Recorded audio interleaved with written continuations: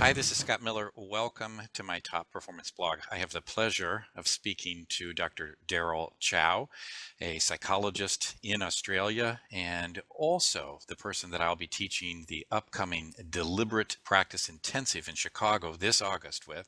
Hi, Daryl. Hello, Scott, from the other side of the world. You are on the other side of the This world. is the time of the day that we usually speak as well, right? Your morning, my night. That's exactly right. And I wanted to speak with you today, Daryl, about something specific you've been doing, and that's a project called the Difficult Conversations Project. Can you tell us a little bit about that? Yeah, so you know this, Scott. We've been working at this together, you and I, with Sharon and Jeffrey in Singapore. And we, the difficult conversations in therapy, or DCT, has been something we've been working on for, I think, close to 3-4 years now. And we started off by running a pilot, and now we're in the midst of completing the final randomized trial round. But briefly, the Difficult Conversations in Therapy project is based on the question of whether people can learn in a controlled environment with repetition, and more importantly, with challenging scenarios that are realistically linked to clinical practice. So they are presented with simulations of particular challenges, and they'll be given feedback through that process. And so, give us an example of one of those difficult or challenging conversations. Sure. I think one of the early days scenario that we were using was of a client that was angry. More importantly, it's not just a client that's generally angry, but somebody who's angry at you. And that's not necessarily something all of us are good at? Much to my naive surprise, we face real big challenges with that. How do you deal with the heat in the moment? How do you respond therapeutically without giving sort of platitude sort of response? Mm. Is very confronting and challenging, and lots of things that we can glean from that. And in the initial trial, where therapists were exposed to a video with somebody who was angry with them and had to reply, what was the Yeah. good news about this trial? What's the good news? Well, let me first say the news that wasn't so good. Uh, Okay. so I think in the pilot, what we found out was that left to therapists to reflect alone in an environment of reflective practice, they didn't get any better. So So, just so left on your own to think about your response and try to improve, no yeah, improvement. no, no Something improvement more in was that. required. Something more was required, which I think when we were doing the repetition, we started to give, we allowed them to reflect on their own, but then after that, we gave them feedback. And when you gave them feedback, it sort of disturbed the system in their minds a little bit, jolted them out a little bit, and some people started to apply it immediately to improve their response. Some people took a few more rounds to be able to find their own voice in that response. And, So and finding their own voice was a critical part and is a critical part of both the yeah. first and the second trials. Can you say something about why that's important and how you are facilitating that in this particular study? Yeah, so we didn't want people to get stock responses like we tell them this is how you should respond to the question. That's exactly what we don't want to do. Mm, Instead, we want to give them guiding principles that they can glean from and then apply that to their own style, own voicing, own approach of the way they were doing it. So, for instance, one of the things that we will prompt people is to get them to think about what is the explicit emotion that you like to be able to identify before going to the implicit emotion. mm, So, for example, when we were talking about the angry situation, people would try to go deeper before explicating what's the thing that's in front of them, right. which is anger, right? Mm, At mm, whom? mm, At you. mm. So to help them in that sort of fashion, but to say that in their own ways, because we are not trying to teach people methods, we're trying to teach people principles, Right. principles before the methods. And so if that's sort of the bad news, and then we've talked about how you managed to give the feedback.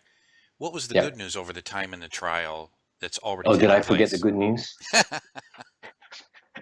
So the good news, as we've seen from the pilot, and now we're just trying to pull together the results as we speak, actually, for the clinical trial, is that individuals seem to benefit within this sort of controlled environment with successive refinement in an environment that's focused with some feedback. It's sort of like, that old Bruce Lee saying that I don't fear the person who has practiced 10,000 kicks once. I fear the person who practiced one kick 10,000 times. Right, right. So, you see people refine and they try to get to the point where they can apply those principles to their own voice.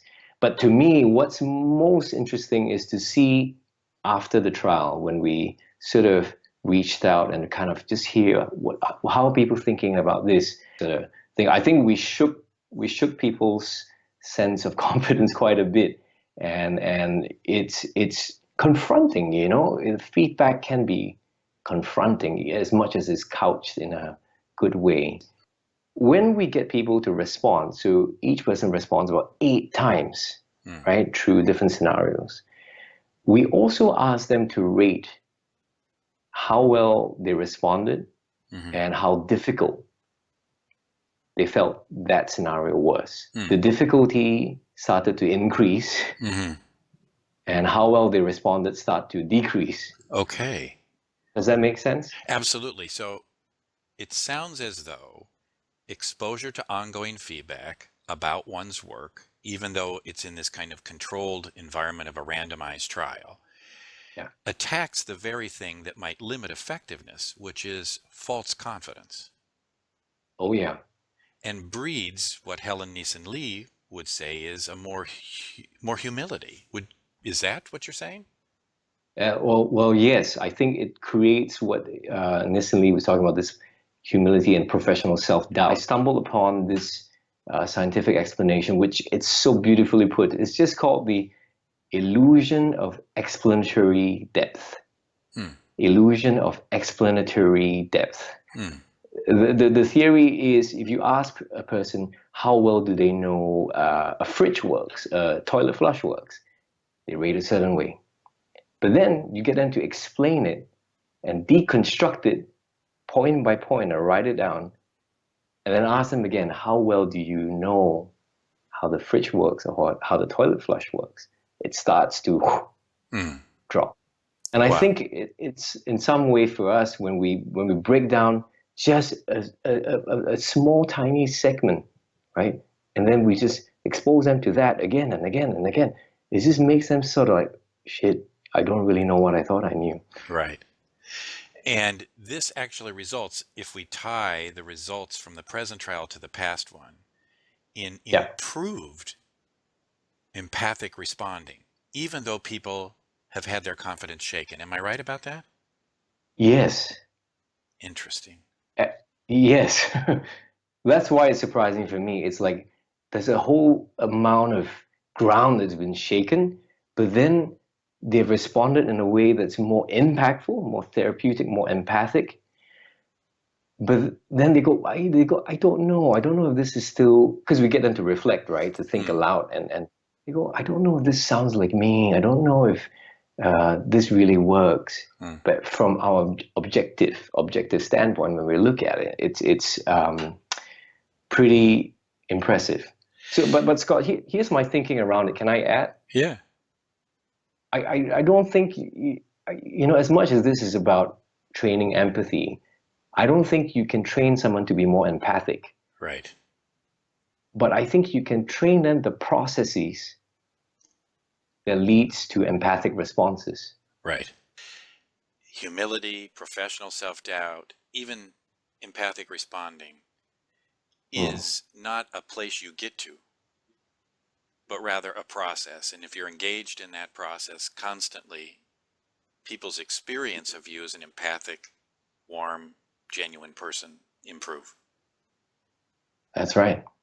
Hey, Daryl, thanks so much for speaking with me today. I know there's going to be a lot more coming about out about the DCT.